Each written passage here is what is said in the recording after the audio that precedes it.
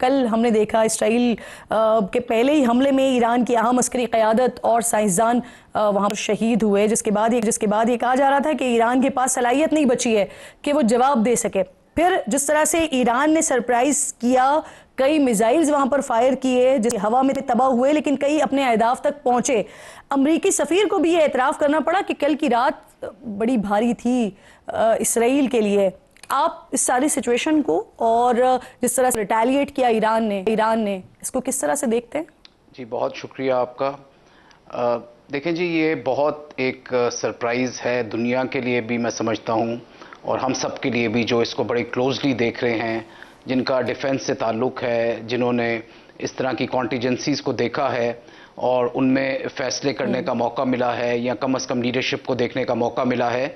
तो अगर मैं आपको ये कहूँ कि ये एक बहुत टफ़ टाइम है ईरान के लिए, स्पेशली जब उनके ऊपर इतना प्रिसाइज तरीके से एक ताबकतोड़ किस्म का हमला किया इजराइल ने, और बहुत ज़्यादा उनकी फैसिलिटीज़ को निशाना बनाया इजराइल ने जी। और उनके जो ह्यूमन रिसोर्स है वो एक बहुत प्रेशियस चीज़ होती है, उनको निशाना बहुत प्रिसीजन के साथ बनाया। उनकी मिलिट्री लीडरशिप को भी, जिन्होंने डिसीजंस लेने होते हैं, और उनकी न्यूक्लियर लीडरशिप को भी, जिन्होंने न्यूक्लियर प्रोग्राम को आगे लेके जाना था, इन सब को एक किस्म का उन्होंने निशाना बनाया भी। और उसके अलावा उनके मिसाइल्स कि जितने स्टोरेज कैपेबिलिटी थी उनको भी निशाना बनाया। ना सिर्फ ये, जो चीज़ ज़्यादा एक लम्हा फ़िक्रिया था ईरान के लिए, कि अंदर वाले काफ़ी सारे लोग थे जो इन्वॉल्व थे और जो स्पाइस बाद में उन्होंने पकड़े भी, और काफ़ी सारे उनके ड्रोन्स थे जो अंदर लाए गए इसराइल के। तो ये जो अंदर वाले लोग होते हैं ये ज़्यादा ज़ख्म भी पहुँचाते हैं और ज़्यादा डेंजरस भी होते हैं। तो इन सब इन्वायरमेंट्स को देखते हुए ईरान ने जो बाद में फ़ैसला किया और जिस तरह से रिटेलिएट किया है, मैं समझता हूँ ये शो करता है उनकी एक रेजिलियंस को, उनके रिजॉल्व को, उनकी हिम्मत को, उनके किरदार को। और उन्होंने जो पिछले 10-15 सालों में जितने उनकी ऊपर जितनी सैंक्शंस रही हैं, और उन्होंने अपने आप को सर्वाइव किया है, ना सिर्फ सर्वाइव किया है बल्कि अपनी कैपेबिलिटी बनाई है, बढ़ाई है। और किस तरह से उन्होंने अपने वेपन्स को बंकर्स में रखा हुआ और कितने सेफ फैसिलिटीज़ में रख के उन्होंने रिटेलिएट बड़े भरपूर अंदाज में किया है।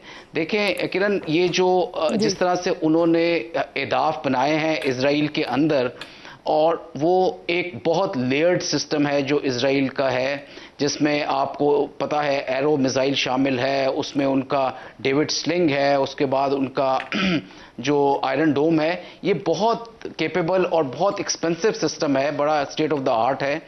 उसमें अगर ये मिसाइल चले जाते हैं, इनके जो बैलिस्टिक मिसाइल है ईरान के, और कम से कम 10 से 15% मिसाइल ज़रूर गए हैं जितने भी उन्होंने दागे हैं। और हमने देखी हैं इमेजेस वगैरह भी कि उनके जो मिलिट्री हेडक्वार्टर को निशाना बनाया गया, जो कि पेंटागन समझा जाता है, और उनकी लीडरशिप के जितने ऑफिस थे उनको। तो ये एक बहुत बड़ी मेरा ख्याल में अचीवमेंट है, उनकी कैपेबिलिटी है, उनकी मिसाइल की इंडिजिनस कैपेबिलिटी है, जिसने जाके उन्हें नुकसान पहुंचाया है।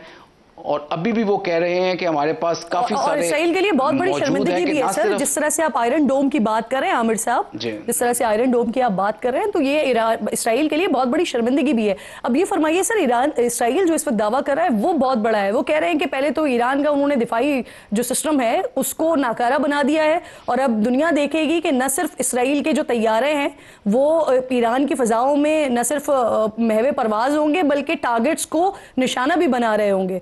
तो उनके इस दावे को आप किस तरह से देख रहे हैं? क्या आपको ये वाकई दावा दुरुस्त लग रहा है?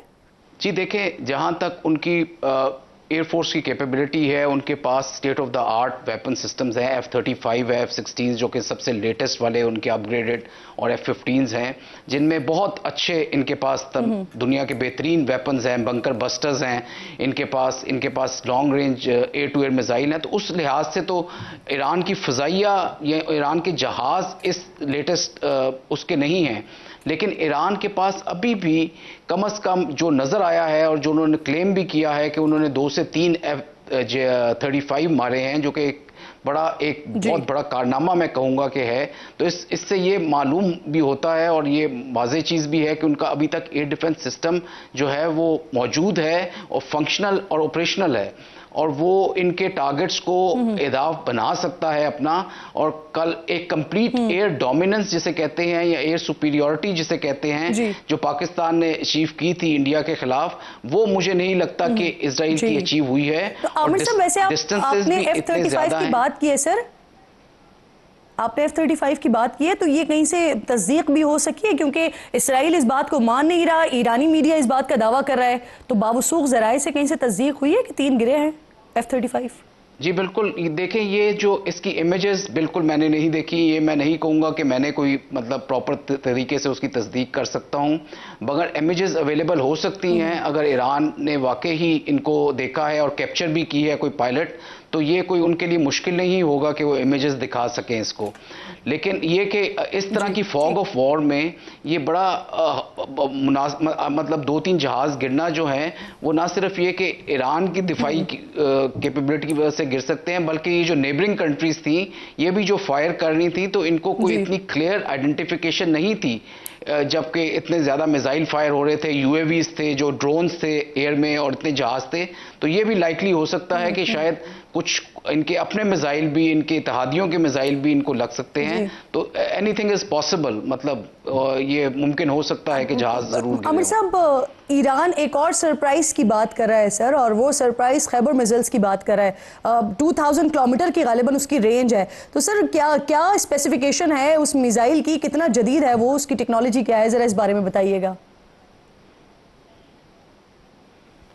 देखें जी, वो जो मिसाइल है और जो अभी भी मिसाइल हमें नज़र आए हैं जो लगे हैं, ये सारे रैमजेट और इनके पर्सनली जैसे कहते हैं कि रॉकेट मोटर टाइप होती है इनकी, जो कि इनके वॉरहेड के अंदर मौजूद होती है, जो कि सब्सिक्वेंटली टर्मिनल स्टेजेस पे लगते हैं, और इनके जो रेंजेस हैं वो 2000 किलोमीटर से भी ज़्यादा की रेंजेस हैं, और इसकी पावर जो है वो बहुत ज़्यादा है। मैं समझता हूँ इसकी स्पीड तकरीबन 4 गुना जो स्पीड ऑफ साउंड जिसे कहते हैं माक, उससे ज़्यादा लगती है। जिस तरह के डैमेजेस इसने किए हैं और जो इमेजेस हमें नज़र आ रही हैं और जिस तरह के डिफेंसेस को इन्होंने पेनिट्रेट किया है, तो ये शो करता है कि ये बड़े पावरफुल मिसाइल हैं और इनकी बहुत काइनेटिक एनर्जी के साथ ये अपने टारगेट्स को जाके लगे हैं। और मेरा ख्याल में आइंदा वाले जो खैबर हैं, अगर उन्होंने अभी तक इस्तेमाल नहीं किए और वो करेंगे, तो वो डेफिनेटली उनके लिहाज से वो जो है वो state of the art missile हैं। उनकी रेंजेस भी ज़्यादा हैं, उनकी वेलोसिटी मतलब जो होती है काइनेटिक एनर्जी वो भी ज़्यादा है,